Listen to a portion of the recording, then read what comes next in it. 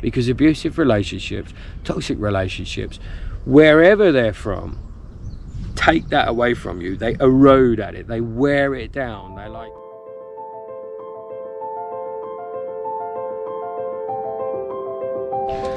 Hello, it's Simon here from Clear Vision. Welcome to my channel, the place where you can find practical usage of psychology which you can apply today to improve your lifestyle and your wellness.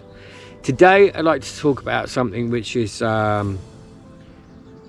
quite deep, quite painful for some people, and that is, and something which is not not talked about often enough, which is the cutting off of parents, toxic parents.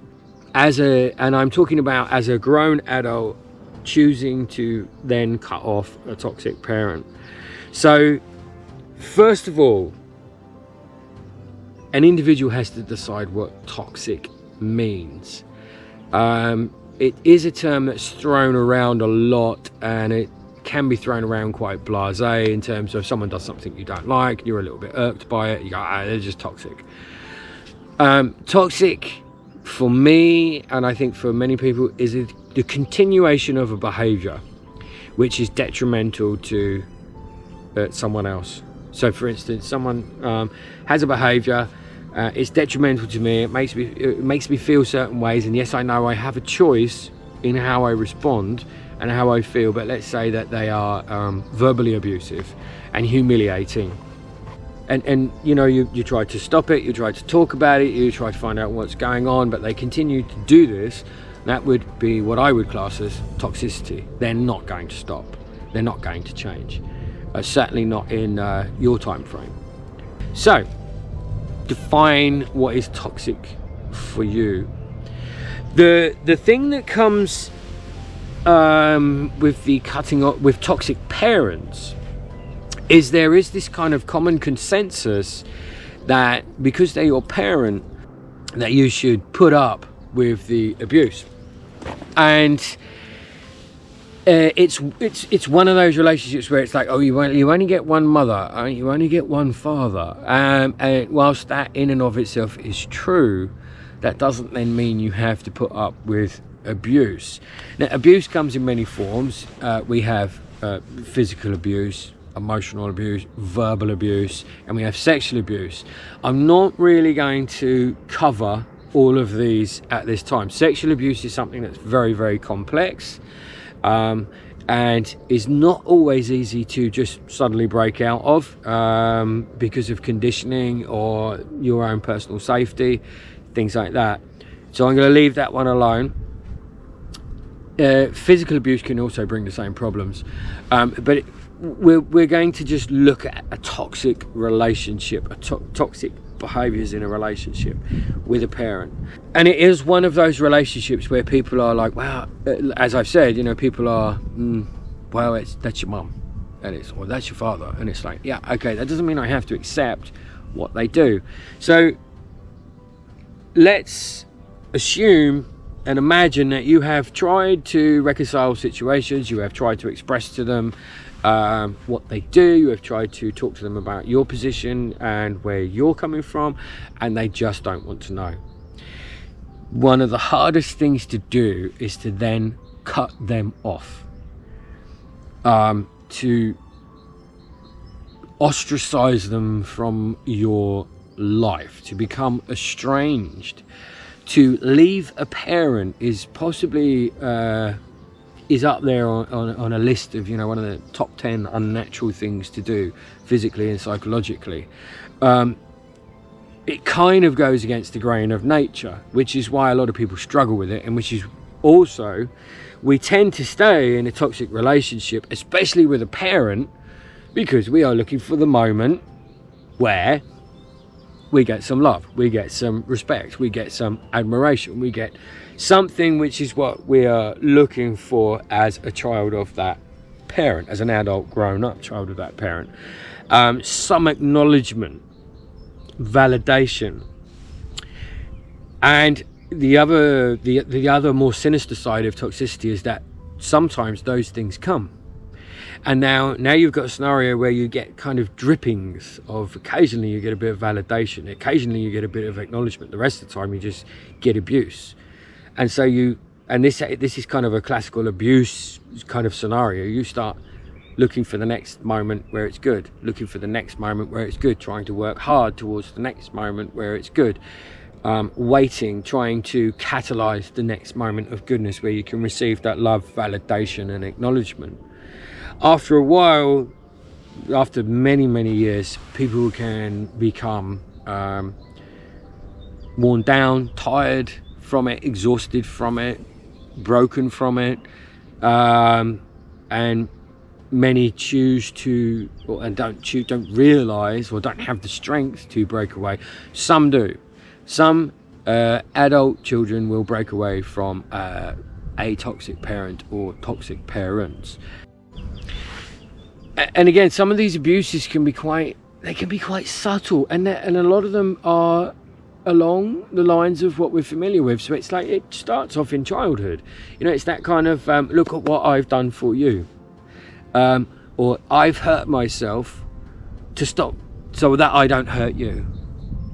And often the person on the receiving end eventually learns this kind of conditioning of like, oh my God, I'm so sorry. Oh wow, oh yeah, and actually fully take it in, especially when one's in childhood. And these comments hold enormous amounts of weight of debt, of guilt. They carry guilt, shame, and it's placed on to the child. And then this child grows up with this, and then becomes an adult, and then probably compounds the situation within certain relationships, romantic relationships, close friend relationships, where there's this kind of you owe me, I'm going to pick you up, drop you, pick you up, drop you, pick you up, drop you, give you scraps from my table of affection, of validation, and then I'm going to take something else away from you at the same time. And we're so buried deep in these kind of reactive behaviors to this, and like a ping pong ball being bounced around, and we don't realize we can break out, or a lot of people don't realize. They break before they realize. But it can be done. It takes time. Give yourself time to do it. There are other things, and you don't have to cut off completely. That's quite extreme. You can gradually put a parent at arm's length. There are, and I learned this one from working in domestic violence, there are so many ways you can say no to something. There are so many ways you can hold a boundary without presenting a full front-on challenge.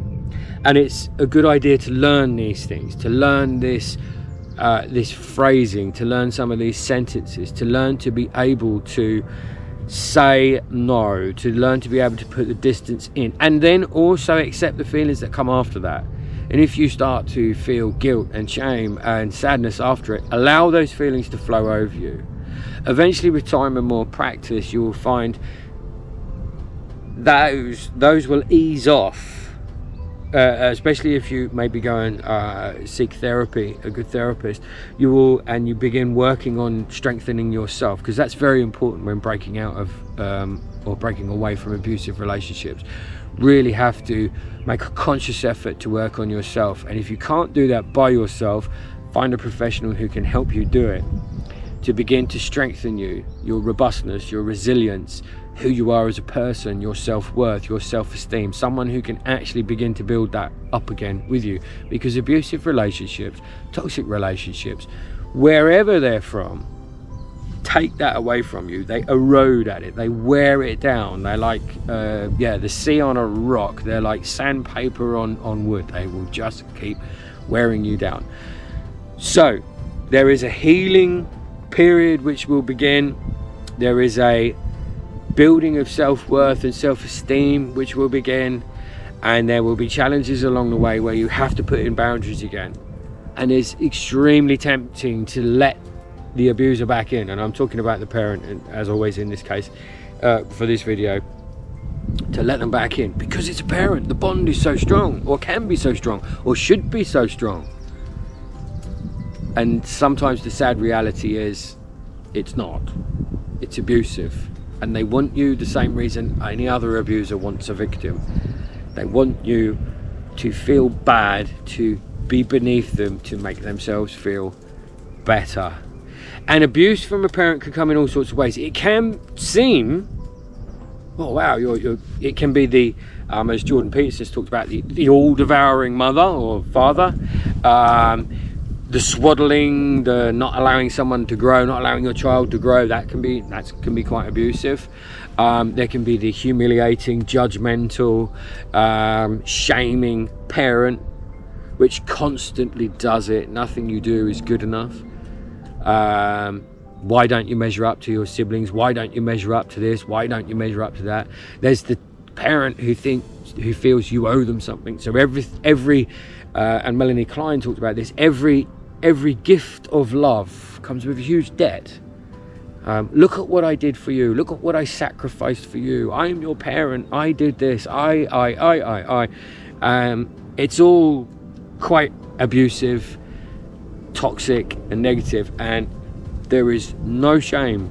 There is no there should be no guilt. There will be, but there is no shame in standing up for yourself and breaking out of that relationship. And like I said, the parent-child relationship, and I'm talking, in this case, I'm talking parent to adult-child relationship, is one of the hardest ones to break. It really is one of the hardest ones to break, because children will put up, and adult children will put up with so much from a parent for a glimpse of that bond, for a glimpse of that love. Because if you think about it psychologically after that, who the hell are you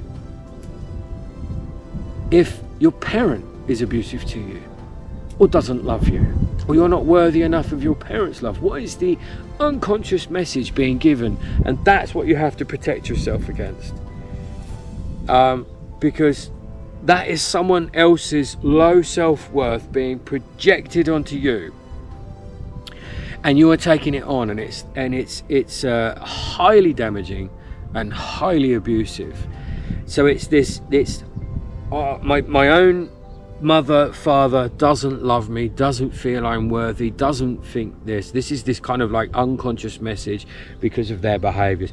Therefore I'll carry that into the world, and into every other relationship I have, and every job opportunity I have, and every experience that comes my way. I am not worthy of it. I am, and it's absolutely soul destroying. So if you find yourself in that situation, and this isn't about, a parent saying no to you. Parents can say no to children. I've said no to my children. My children are grown up all the time. Parents can say no to children all the time for various reasons. Now, as an adult child, I'm sorry, I'm unable to help you. I can't help you. I'm sorry, your behavior is not correct. Again, that's a healthy exchange. So this isn't about a parent not doing something that you wanted. This is about years and years of continued emotional or physical abuse, which you are perfectly entitled to step away from. And if you are experiencing this, I offer support.